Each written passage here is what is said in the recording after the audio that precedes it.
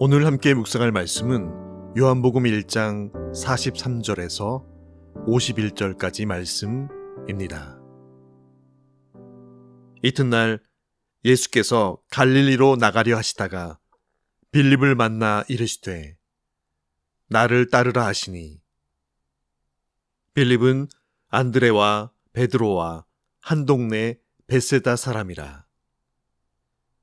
빌립이 나다나엘을 찾아 이르되 모세가 율법에 기록하였고 여러 선지자가 기록한 그 일을 우리가 만났으니 요셉의 아들 나사렛 예수니라. 나다나엘이 이르되 나사렛에서 무슨 선한 것이 날 수 있느냐? 빌립이 이르되 와서 보라 하니라. 예수께서 나다나엘이 자기에게 오는 것을 보시고 그를 가리켜 이르시되 보라, 이는 참으로 이스라엘 사람이라. 그 속에 간사한 것이 없도다. 나다나엘이 이르되 어떻게 나를 아시나이까? 예수께서 대답하여 이르시되 빌립이 너를 부르기 전에 내가 무화과 나무 아래에 있을 때에 보았노라. 나다나엘이 대답하되 라삐여, 당신은 하나님의 아들이시요 당신은 이스라엘의 임금이로소이다. 예수께서 대답하여 이르시되 내가 너를 무화과 나무 아래에서 보았다 함으로 믿느냐? 이보다 더 큰 일을 보리라. 또 이르시되 진실로 진실로 너희에게 이르노니 하늘이 열리고 하나님의 사자들이 인자 위에 오르락내리락 하는 것을 보리라 하시니라. 아멘. 요한의 두 제자와 베드로를 만나시고 예수님께서는 그 이튿날 빌립을 만나십니다. 오늘 본문 44절에 빌립은 안드레와 베드로와 같은 한 동네 벳세다 사람이라고 기록됩니다. 빌립은 예수님께서 말씀하신 대로 나를 따르라 하신 그 말씀에 즉각적으로 따라 예수님의 제자가 됩니다. 예수님께서 갈릴리로 떠나시면서 나를 따르라라고 하신 말씀에 바로 순복한 이 빌립을 보면서 주께서 이 땅에서 가장 중요하게 생각하셨던 일 중에 하나인 바로 제자들을 부르시고 가르치신 일이었음을 살피게 됩니다.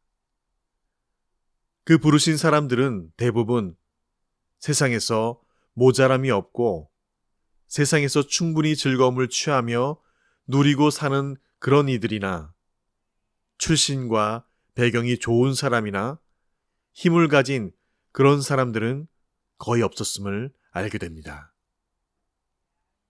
그저 평범한 범인들, 그저 자신의 삶들을 이름 없이 묵묵히 감당했던 이들을 부르셔서 그 부르신 곳에서 아주 특별하게 사용하시는 예수님의 공생의 사역 동안에 사람을 세우시며 예배자를 세우셨던 발걸음이었음을 우리는 묵상케 됩니다. 오늘 우리를 부르신 그 예수님을 우리가 안다면 우리도 오늘 그렇게 동일한 고백으로 주 앞에 나아가게 됩니다. 예수님의 부르심에 응한 빌립은 바로 자신의 삶에서 예수 제자의 삶을 살아내기 시작합니다. 빌립의 친한 친구였던 나다나엘을 만나서 바로 이 소식을 전하지요. 예수님을 만난 사람들은 이 기쁜 소식, 그들은 복음을 듣고 그저 자신에게만 묻어두려 하지 않고 반드시 전하게 됨을 봅니다. 오늘 빌립이 그러했습니다. 성격이나 배경, 지식 수준, 상황을 막론하고 그들은 그 즉시 가서 자신들이 가장 가까이 있는 이들에게 제일 먼저 이 소식을 나누고 알립니다. 45절의 빌립은 나다나엘에게 이렇게 말합니다. 나다나엘, 내가 오늘 그분을 만났어. 모세가 율법에 기록한 분, 여러 선지자가 기록한 그분, 요셉의 아들 나사렛 예수, 그분이 바로 메시아야. 빌립은 가쁜 숨을 억누르며 나다나엘에게 전하였습니다. 나다나엘도 유대교의 율법과 가르침에 익숙한 자라 아무리 친한 빌립이 전한 말이라고 해도 나사렛에서 그들이 기다리고 있는 메시아가 난다는 것은 그들의 상식으로는 이해되지 않는 일이었기에 반신반의한 표정으로 이를 받아들이지 못합니다. 그도 그럴 것이 빌립이 전한 것은 왕으로 오시는 메시아의 전통과는 너무 다르기 때문이었습니다. 전통적으로 메시아는 다윗 왕의 후손이고 베들레헴 출신이어야 하는데 지금 나사렛에서 무슨 그런 일이 일어날 수 있느냐는 것이죠. 그래서 46절에 나다나엘은 이렇게 말합니다. 나사렛에서 무슨 선한 것이 날 수 있겠느냐라고 비웃듯 말합니다. 사실 예수님의 제자들 중에도 그리고 그 제자들의 어머니들도 예수님께서 오셔서 장차 왕이 되실 것이라는 헛된 기대를 가지고 있었기에 그래서 서로 예수님의 수족이 되고자 다투었던 것을 우린 잘 알고 있습니다. 그런데 그 예수님께서 십자가에서 가장 처참한 중범죄자로 죽임을 당하였으니 그들의 실망감이 얼마나 컸을지를 상상하게 됩니다. 이런 이유로 예수님의 제자들과 말씀을 들은 무리들이 예수가 메시아인 것을 전하고 증거할 때 유대인들이 예수님을 그리스도로 인정하지 않았던 것은 너무나 당연한 일이었습니다. 다윗의 후손이고 베들레헴 출신이 아니라는 것이죠. 오늘 요한복음에서는 다른 공관복음과 달리 예수님을 베들레헴 출신 다윗의 후손으로 소개하고 있지 않고 오히려 그가 하나님의 아들인 것을 더 강조하여 나타내 말씀하고 있습니다. 빌립이 전한 예수가 메시아시다라는 것에 대해서 나다나엘이 받아들일 수 없었던 것, 예수님이 요셉의 아들이고 나사렛 사람이란 것이 그에게는 걸림돌이 된 것입니다. 빌립은 단호하게 말합니다. 와 보라. 마치 세례 요한이 자신의 두 제자를 예수님께 초대할 때 한 말 그대로 반복합니다. Come and see. 그러던 나다나엘의 입술에서 49절과 같이 고백합니다. 라비여, 당신은 하나님의 아들이시요.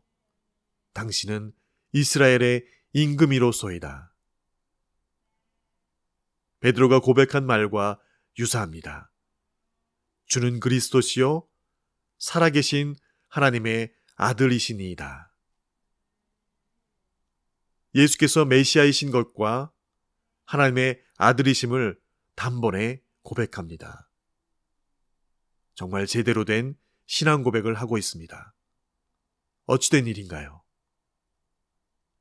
오늘 요한은 예수님께서 나다나엘을 향한 하나님의 아들로서의 전지성, 즉 모든 것을 다 아시고 능하신, 전지전능하신 하나님 되심을 두 가지로 보여주고 있는데요.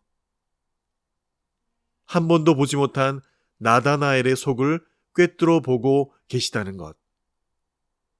47절에 보라, 이는 나다나엘은 참으로 이스라엘 사람이라 그 속에 간사한 것이 없도다라고 그를 간파하십니다. 48절에는 너가 나를 듣고 찾아오기 전에 내가 이미 너를 먼저 무화과 나무 아래에 있었던 것을 보았다라고 그리 말씀하십니다. 나다나엘은 깜짝 놀랍니다. 그가 가진 지금까지의 메시아에 대한 지식과 정보, 받은 교육, 익힌 것들, 그거 아무 소용 없구나.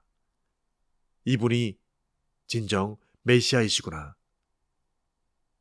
주께서 나를 바로 알아보시는구나. 주께서 나보다 나를 먼저 아시고 계셨구나.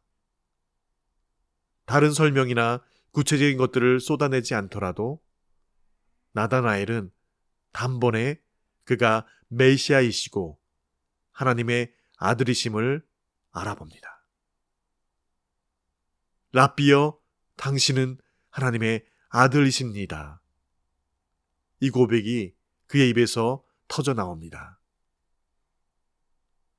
나다나엘도 다른 여느 유대인들과 같이 메시아는 절대 요셉의 아들일 수 없고 나사렛에서 날 수 없어 라고 그대로 고집하고 자기가 알고 있는 그대로만을 고수하여 나아가고 있었다면 그는 오늘 예수를 만나지 못하였을 것입니다. 그런데 그런 그가 오늘 예수님을 찾아가고 그 예수님께서 그를 만나주시고 그를 알아보시자 그는 그 예수님 앞에 그냥 철썩 주저앉아 녹아내리며 주님, 당신은 하나님의 아들이십니다 라고 고백합니다. 그렇습니다. 우리가 있는 그대로 주 앞에 나아가면 그토록 우리를 얽매고 우리를 올가매고 우리를 자유치 못하게 하였던 그 모든 것이 단번에 풀어지고 끊어지고 해결되는 역사들이 우리 심령을 강권하실 것입니다. 이것이 바로 창조주이시고 우주를 운행하시는 하나님께서 친히 우리를 찾아와 주실 때 일어나는 기적과 이적인 것이죠. 예수님에게 나온 나다나엘은 바돌로메로도 알려져 있죠.